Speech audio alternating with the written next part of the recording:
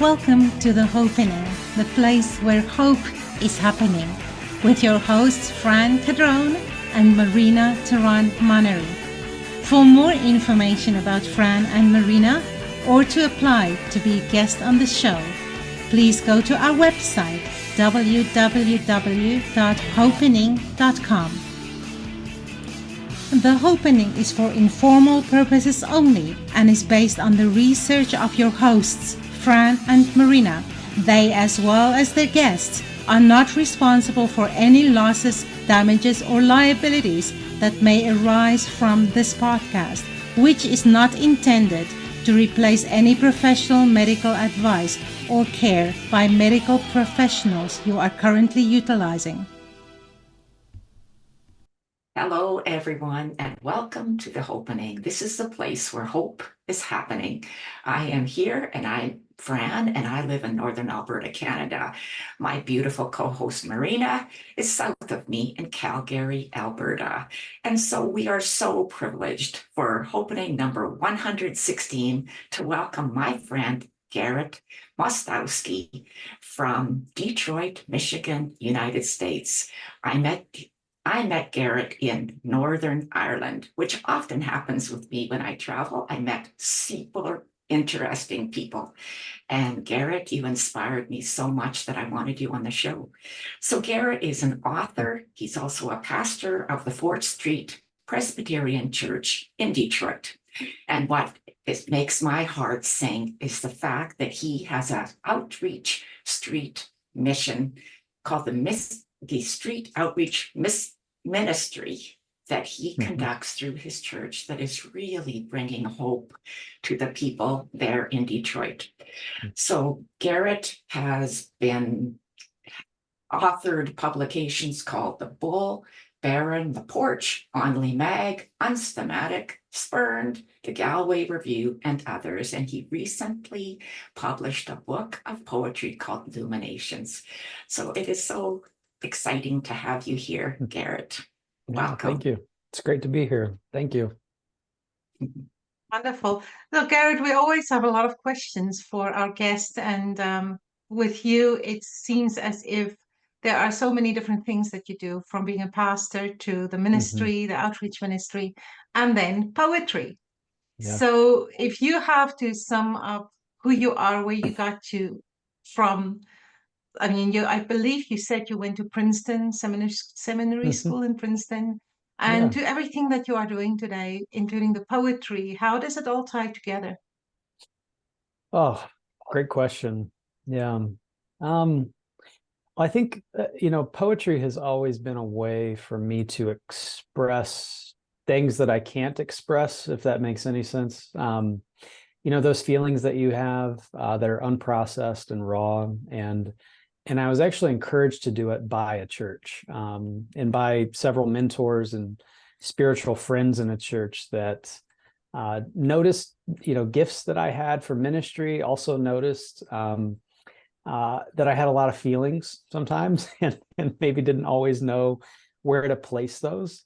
But they knew I liked writing poetry, and they had read some of my work, and they just encouraged it in me, and they actually framed it for me not as a hey, you should do this so that you can be a published author and look at all of the good things that can come from.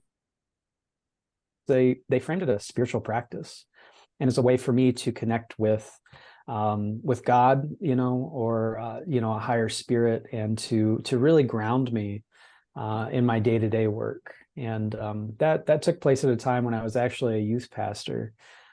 And so this group of elders just kind of surrounded me, encouraged that in me, and really it's become a spiritual practice since then that sustains me. I can tell, my friends can tell, my wife can tell, if I haven't been writing, if I haven't been setting aside the time I need to develop that practice. And so in a lot of ways, it's a sustaining ritual that gives me the footing I need to do all of this other work. You're so young. Like when I look at you and I think, my God, I believe you just got your PhD, right? I got D-Min. So right. yeah. So you have this path. So if you've got your your divinity, right? The PhD in divinity. So your path was set a long time ago. Like if you've got this far with so much youth still left in you, what was the journey like? It's not common, right?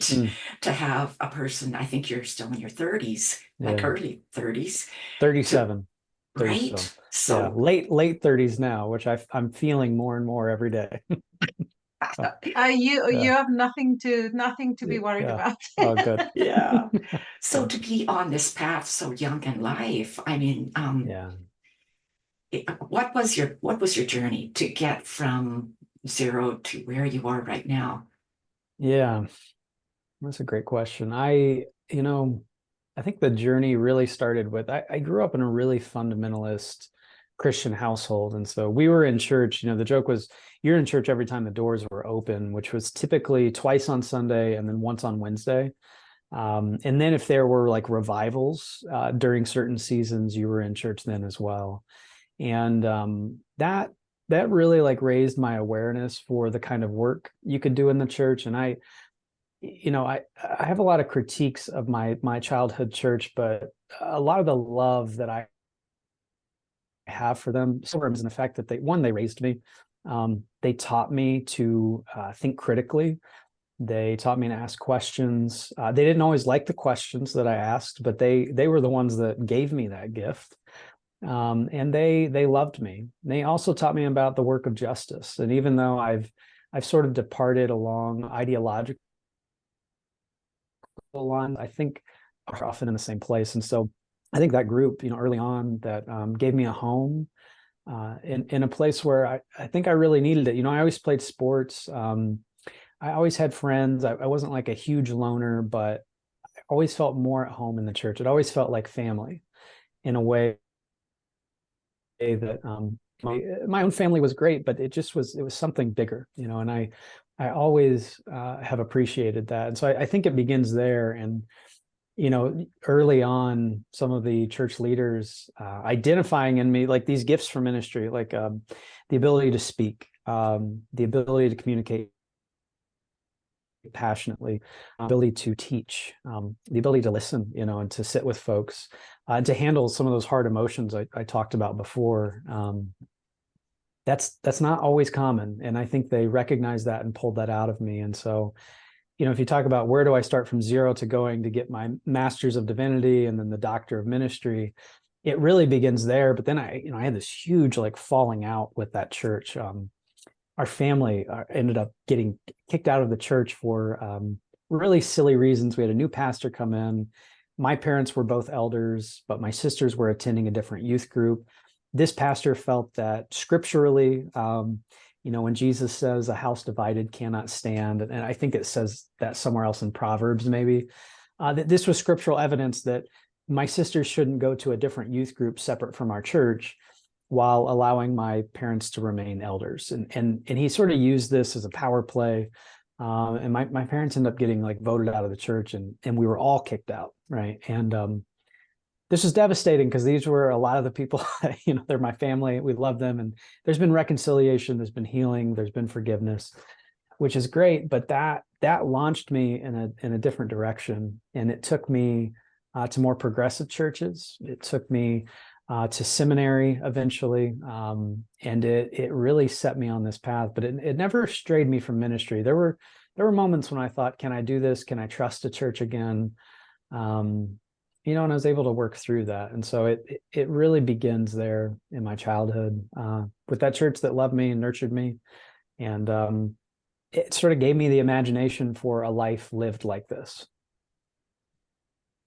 That's amazing. I so love the journeys we all travel to end up being at the right place. And Yeah. there's so many questions I have for you. And when we met Mhm. last week, I actually put this out there for you about how much church I believe has changed from my childhood. Yeah. I'm much older than you, but to where it is today, and that progressive part of it. So how would you explain that? From Yeah. what is in your heart today Mm. in that progressive umbrella? Yeah. Yeah. How has church changed? Let me start with that first part. I think in a lot of ways, like the church that I've inherited as a leader is changing in the sense that people don't just show up, right? We do get some visitors. I'm at a downtown church, so I have the advantage of location. Most like suburban small churches aren't getting just folks walking in and checking it out. If they do that, they're going to do it online, and they're going to scope it out, and then they're going to come in. So you're not rubbing shoulders with new people all the time. You usually have your core, and a lot of those are left over from when you could just build a church and folks would fill it up. And so the change is we can't assume participation. We almost have to assume decline, and not in a sky is falling kind of way, but just in a really practical way that most of the churches in America right now are on decline. That's not all, but it is most. And so there's a kind of a recession, I guess, and I don't mean that economically, but just a kind of recession in the church of participation, membership, and activity. And so I think the big change that's come, especially in a progressive umbrella, is, well, where do people's passions, what are people's concerns, where are those aligning with the work that the church can do, or at least where are the crossroads at? And I don't think folks are any less spiritual today than they were, say, 50 years ago. I don't think folks are any less generous or passionate. I think people are people across time. I just think that the way that we engage and the way that we organize has to change. And that's really what, we're finding at Fort Street in downtown Detroit, where we've, for example, we've had this open door ministry that was for the houseless population of Detroit. It was actually founded in 1960 or like 62.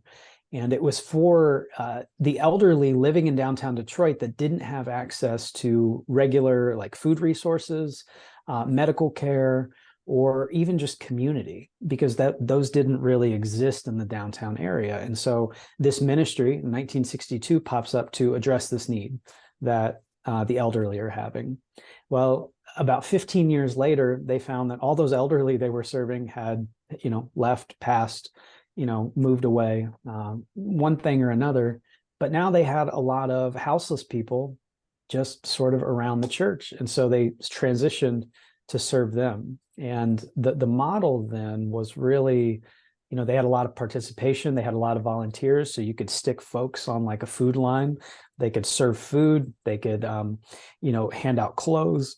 They could just sit and play games with people. I mean, you had a lot of people with a lot of time on their hands. Fast forward 40, 50 years now, where we are, we don't have a lot of volunteers. We don't have a lot of participation. We don't have a lot of folks with time on their hands in a lot of ways because people aren't retiring as early. They don't have as much, free time to think about volunteering. We're busy and life moves pretty fast. And so we've had to really switch the model from, this is the place where we are, we like to say, we are the heroes in someone else's story. That was sort of the former model of you serve them food and you feel really good about that, or you play games with people and you feel really good about that, to now, how do we lift up these folks and make them the heroes of their own stories? And a lot of that is by supporting people who are already doing this work. And we're finding that, a lot of the people that go to our church, they have time to do that by giving their money, by lending their expertise, by creating space, if it's a one-off project, to create an office space for these new people that need it. They're willing to do that work. And so I think the transition is just, it's really almost like niche. You got to find exactly what people are looking to help with and try to create a space for them to help into that. It's got to be low commitment, and it's got to have a set end date, so that they don't feel too overwhelmed. All the things that you said, the way church used to be and the way church is now, it really brings to light the fact that really, it's not the same church.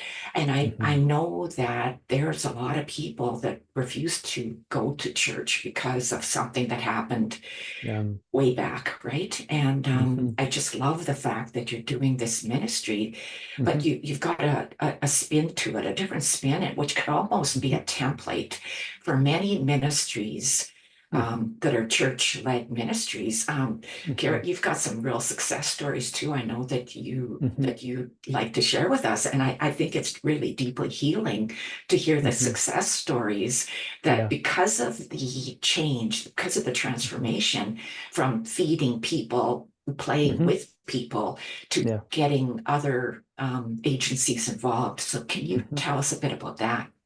Yeah, yeah, yeah. So I came to this church with my wife. I co-pastor with her, and we came at a time. We came during the pandemic in October, so like right in the middle of it, and the church was experiencing a lot of turmoil. And in fact, leadership of the church basically told us, don't think about this long term. Think about this as a 3 to 5 year project, and think about how you might begin to close this church. Because again, low participation. The budget was mostly fine due to some significant gifts given in the past, but without people, it was hard to know, and there was quite a bit of dysfunction as well. But so much of that dysfunction was because they're living into this old model where they're trying to staff volunteers for these ministries and these outreach programs, and they were burning out a lot of their volunteers. And when you burn out volunteers, that raises anxiety and tension, and often folks will start bickering with one another. And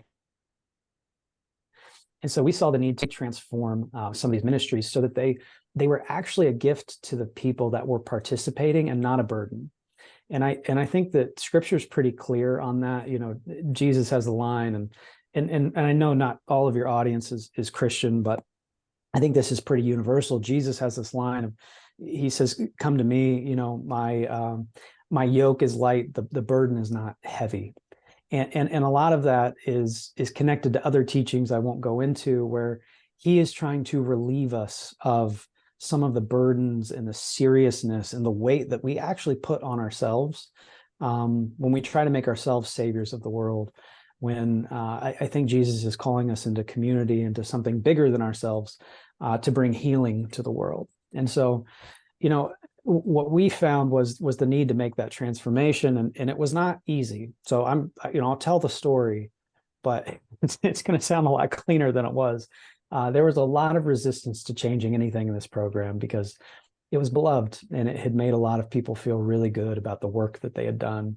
Um, and so they would serve food to like 150 people on Wednesday and Thursday. So it's like 300 to 400 people a week that they're serving. Previously, it was like over 1,000 people a week that they were serving. You've got folks connecting, building community by, playing board games.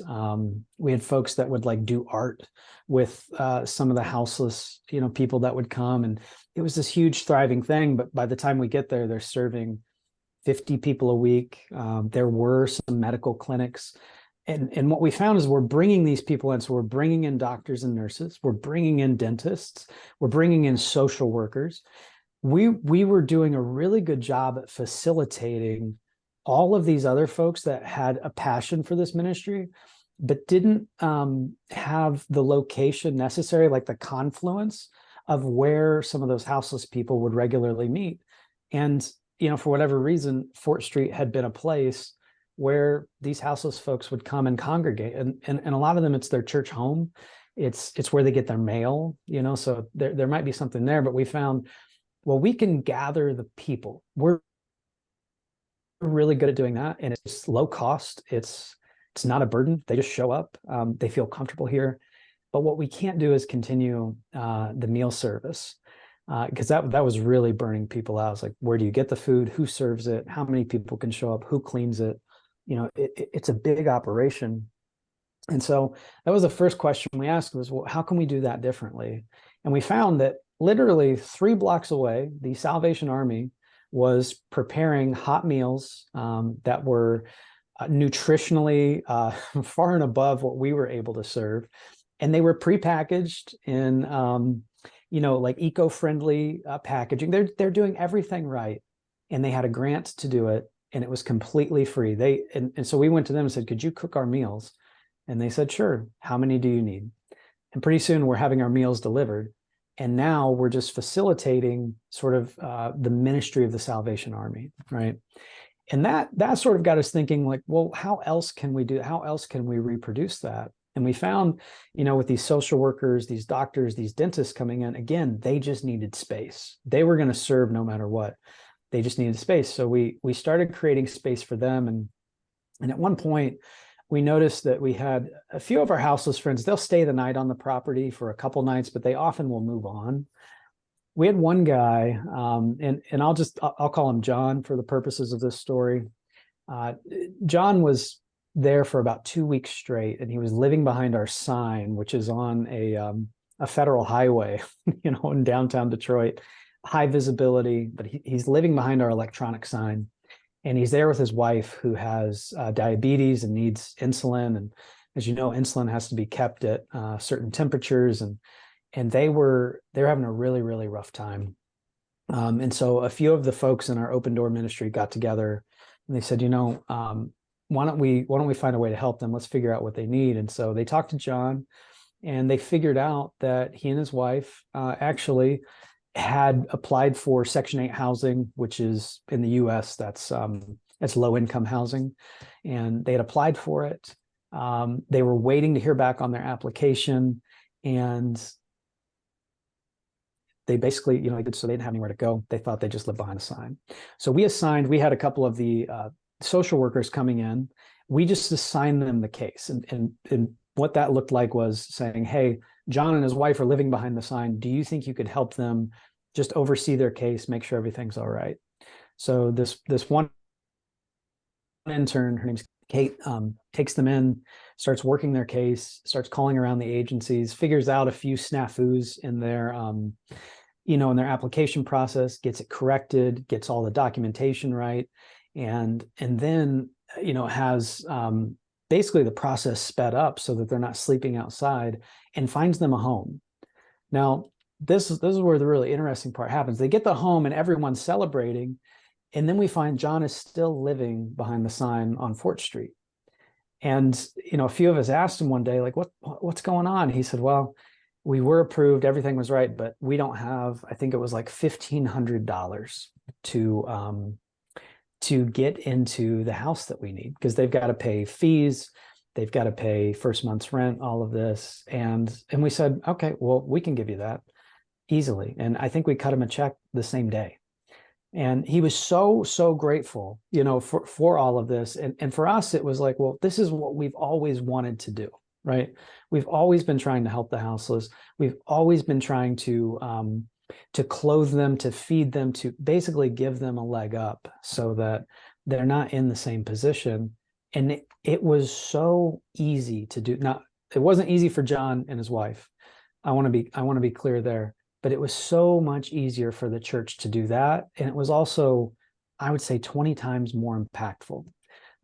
Rather than inviting a lot of these folks that are from middle to upper class suburban neighborhoods to come down to serve a meal that, again, is not nutritionally great, so that they can feel good about the ministry that they're doing. And I don't want to demean that at all, but again, I think that makes them the hero in someone else's story, to the point where we're just sitting down having these conversations with John, listening to what he needs, which is $1,500 cash so that he can get a home, right?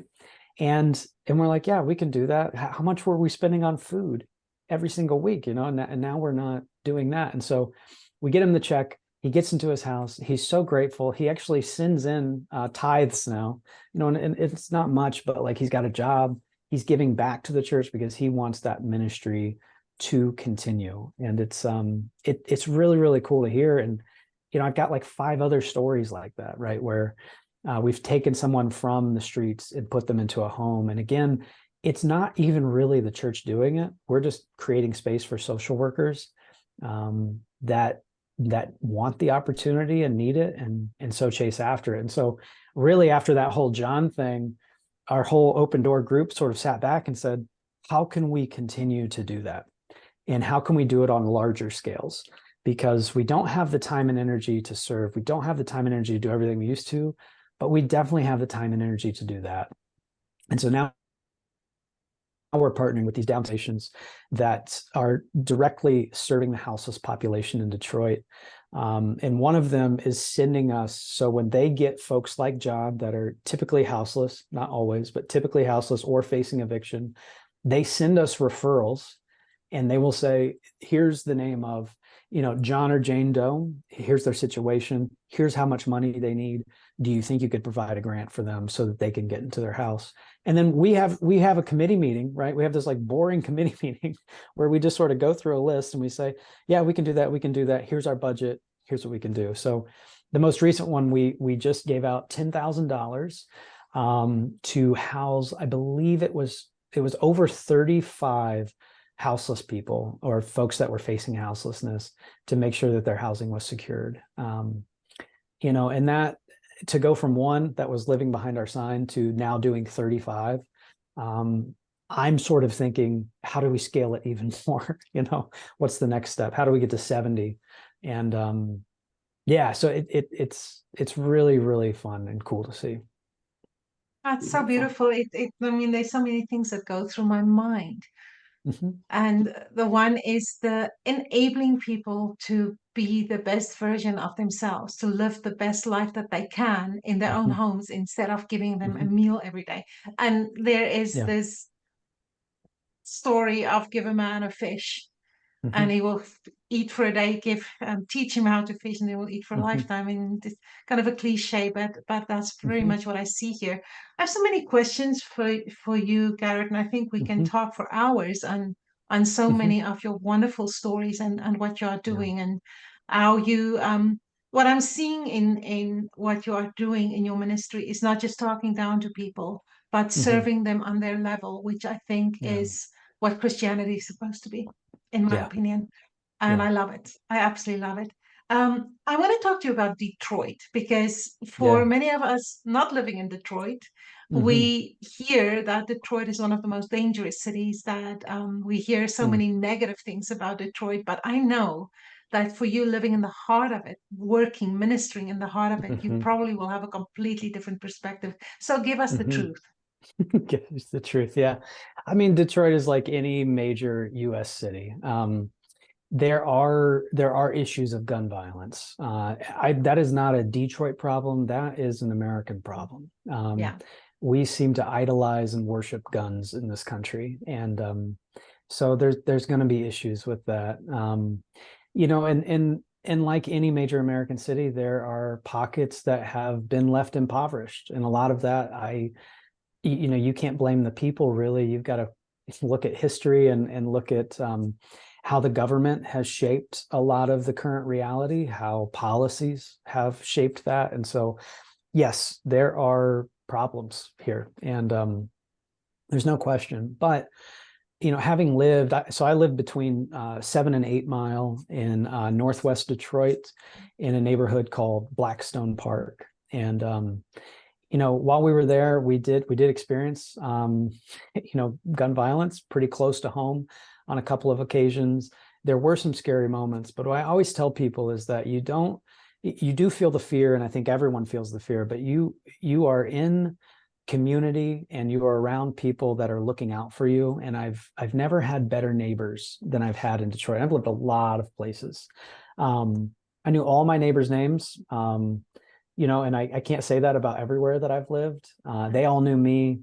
They were all friendly, kind, would sort of, drop what they were doing to help you with something if you needed it. And I think that's the story I want people to know, that even while there are these bigger problems going on, you're not alone in it, and everyone's kind of facing it, and no one likes it. It's not like anyone in Detroit is rooting for those things to continue. And I actually think that the city government, and especially city council leadership, is doing such a great job to address some of those issues, and to to really give back to the community. So a few of the things that they're doing, you know, that these are pretty recent measures. Like one of the things in Detroit you'll hear a lot about is the blight. And blight is sort of this blanket term that's used for either of industrial kind of demise, you know, where you've had these huge brick buildings that used to be plants that have been abandoned, you know, so it's like economic blight or residential blight. And I think the two go hand in hand. And so the city is really addressing, they're knocking down a lot of these big plants and they're building like parks, or they're putting solar fields so that they can power city buildings, you know, in these old empty fields. They're also really encouraging, and I think to the best of their ability, urban farming. And so with a lot of these fields where there was a lot of blight, plant got knocked down, they're encouraging folks to come in and say, plant a community garden. And you'll see there's a lot of like urban agricultural efforts within the city limits of Detroit. And it's really cool. I'm not really a part of that. I want to be more a part of it, but it's really, really cool to see. You know, you can drive in parts of the city and you'll think, am I still in Detroit? And you are, but there's beautiful gardens or orchards around you, and you wouldn't know it.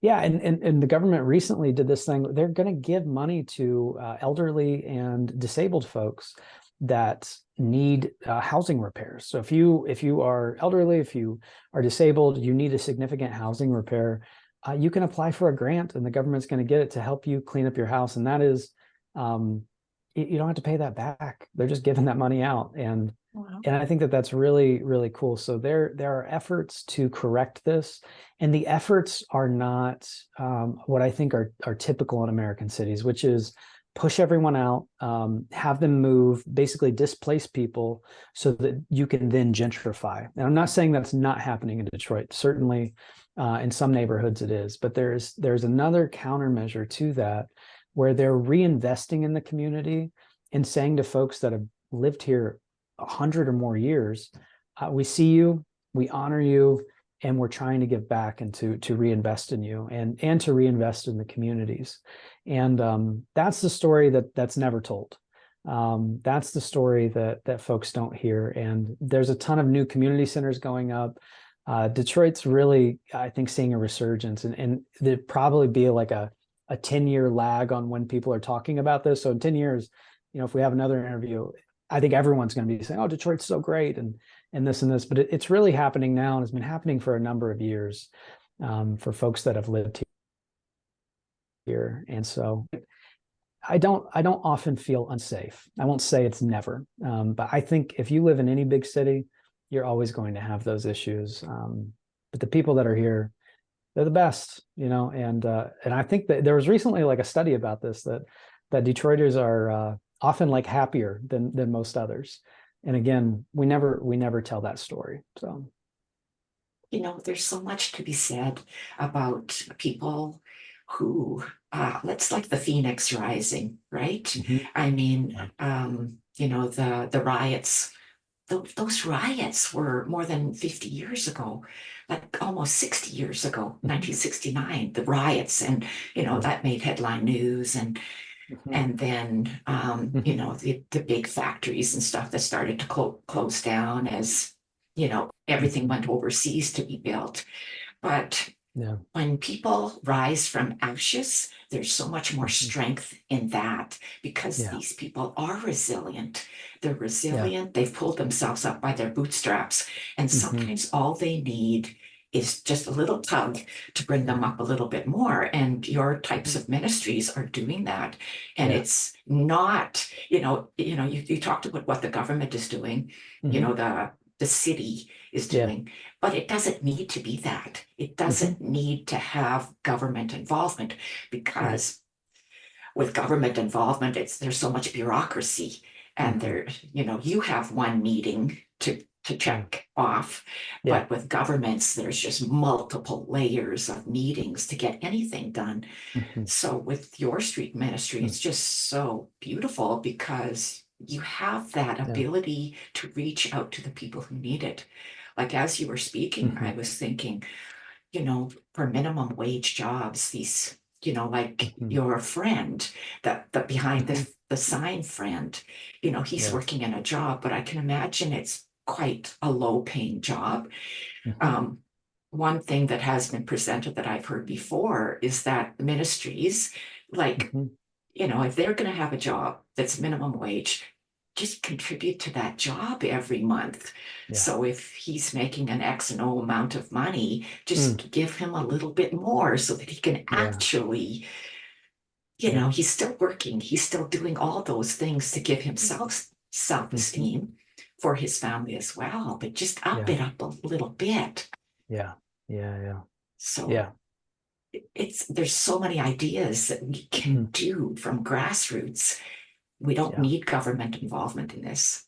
Yeah. Yeah. And I would say directly with John and the others, like it didn't have to be a church that gave him $1,500 to get him to a house, right? And that, so much of in American culture, we're like terrified of handouts, and we've got this myth of like pulling yourself up by your own bootstraps, which is, many people have pointed out, is literally impossible, right? Like you cannot pull yourself up with your own, like you need something to anchor you. You need a base, you need a foundation, right? But anyone can give someone like that money. And so often we think when we just give out cash, this could be an American problem, it may be Canadian as well. You just assume these people are going to use it on drugs or booze or whatever. And John was out front, and he's collecting money so that he can try to get into a house so that he can, live his life. And he's not doing drugs. He's not drinking. He came to us, I think, through an AA program. And so, I just think so much help needs to be, we need to strip away the assumptions. And as our mutual friend Gareth Higgins would say, Fran, the stories we tell of others, we have to stop telling them. You have to stop saying these people are drug addicts. You have to stop saying they're drunk. You have to stop saying they're going to be wasteful. You have to trust them, that they are creative, that they don't need necessarily the government handout or whoever. Maybe they just need help from their neighbor, and that would fundamentally change their life. I mean, can you imagine that the only thing between you and houselessness was $1,500, and let's say you couldn't find it, right? And like, it's just it's mind-blowing. And so the fact now that we can help so many people, $10,000 is a lot of money. It's a lot of money. It is not a lot of money when you think about housing 35 or more people. Like it's just not. And so yeah. I think there's so much that we can do.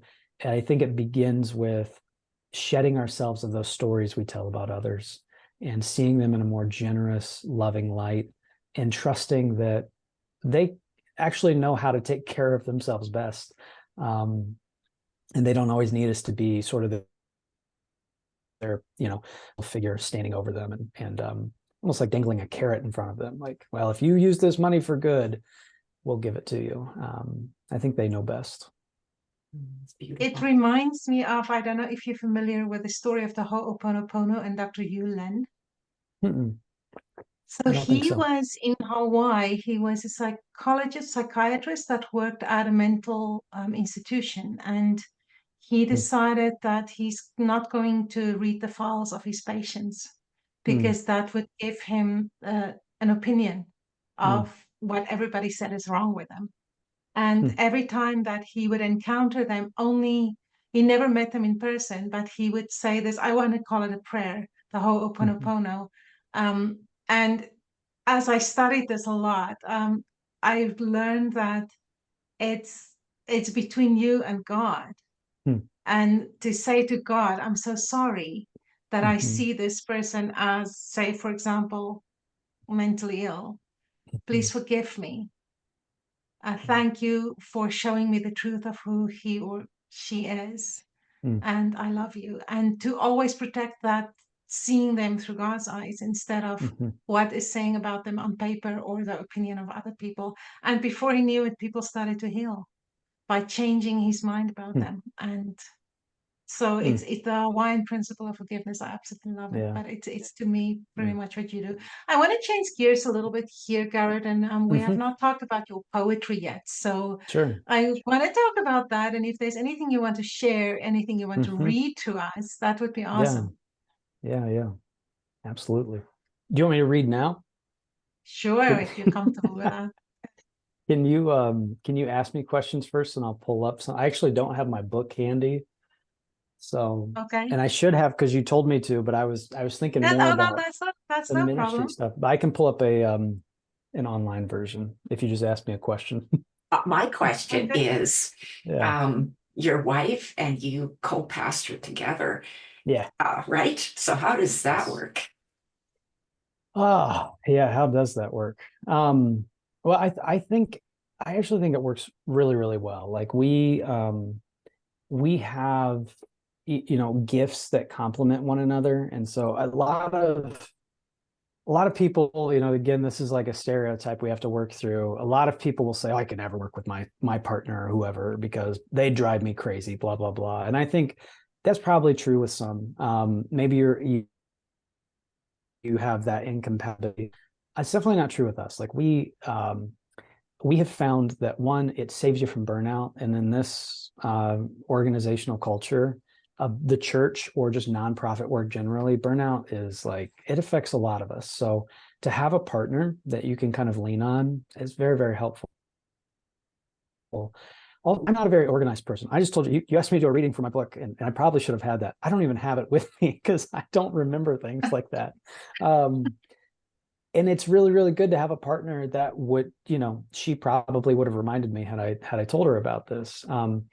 Those are kind of her gifts and her strengths. She loves to organize. She's a very effective communicator.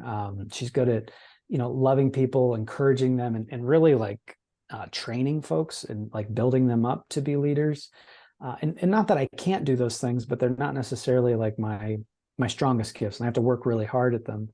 And I have gifts that kind of complement her, and I can help. I tend to get distracted. I'm ADHD, and so I'll get distracted on a conversation with someone like John out front, but then I'll learn all of this stuff, and I'm like, oh, well, I think we could help with something like that. Or I'll listen to some of our committee members, go on and on about whatever they're going through, and in it, I think I'm picking up all of these pieces and getting these ideas for things that we could do, or at least hearing their passion. And so I think the co-pastoring model really works. And I think you're going to see more of this even in business cultures. There are co-CEOs now because they're realizing the job is too much for one person. You're going to see that co-model of shared leadership. And I think it requires people that are willing to give up power, and people who don't necessarily need to be in control, that sort of have admitted like, oh, I'm not in control even when you give me all the control. So it's good to share this, right? And I just think it's helpful. I think we spend too much of our life burning ourselves out on our work, and not enough time trying to find like a healthy balance. And we've really found a healthy balance, I think, in co-pastoring. Yeah. Well, I can read a few poems here if you don't mind. Go ahead. And I just want to say a few words. So my book of poems is called Lunations, and it follows a single moon cycle. And my whole goal with it was to think about the relationships in my life, folks that I've been romantically involved with, friends that I've had, parental relationships, like the whole range of relationships, and to try to figure out like what phases of the moon most speak into those relationships, and to try to tell that story. And part of the reason I want to talk about it and share the poetry is, I'm not making any money on the poetry. So I've donated every single dollar to the Open Door Ministry so that we can, my goal was like, if I could sell enough of these books and we can put people in houses, that's that is a win, and that's what we need. So this is sort of an extension of the ministry. And to your question earlier, how does it all fit together? I'm trying to find ways like this to even connect it. So while the poems aren't necessarily connected to the work, they sort of are on the back end. I'll just read you a couple here. This is the opening poem. This is called New Moons. You always expect them to be there somewhere in the middle of the night sky, but every now and then they've disappeared. And you're worried they'll come home again, dressy hair, messed, glasses down their nose at a tilt, buttons from the shirt you gave them missing, threads frayed, pulled, loose. And you know you just have to say that they only leave you periodically. And you know what they said about their consistency. It's not abandonment if they've shown up recently. But they don't know the darkness still won't conceal the holes dotting their face. And besides, they can't help it anyway. The sneaking around to hide in the light of our dying stars. Ooh. That poem's a lot about new relationships, the end of old relationships. I think a lot of times when we think about newness, we forget that, and so many other authors have said this, but we forget that the beginning of something is also the end of something else. And I really wanted to think about the new moon as the end of something, but then also this sort of, I think, hopeful beginning. Yeah, I'll read you another one. Thank you. Read you another one called The Truth. And if I can find it here.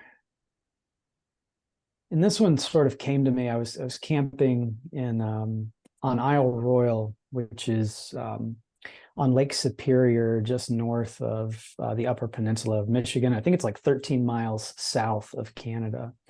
And I was sitting there. I was actually listening to some wolves howl and feeling a little bit afraid.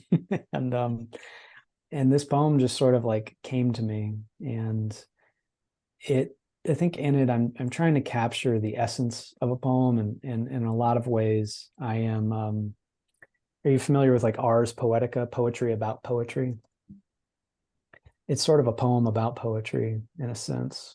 And let me just pull it up here. And this was originally published in Clerestory magazine, I think in 2022. The Truth.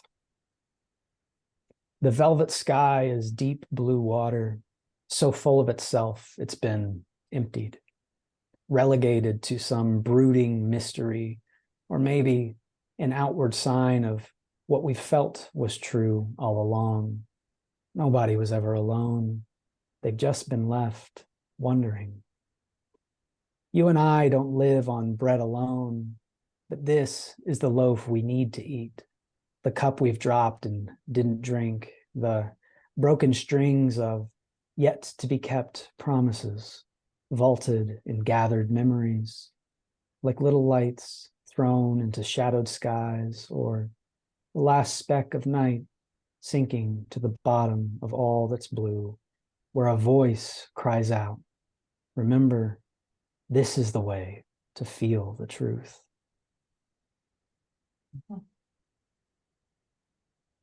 I just kind of get goosebumps hearing all that. That's very good. Tell us a little bit more about the emotions behind that.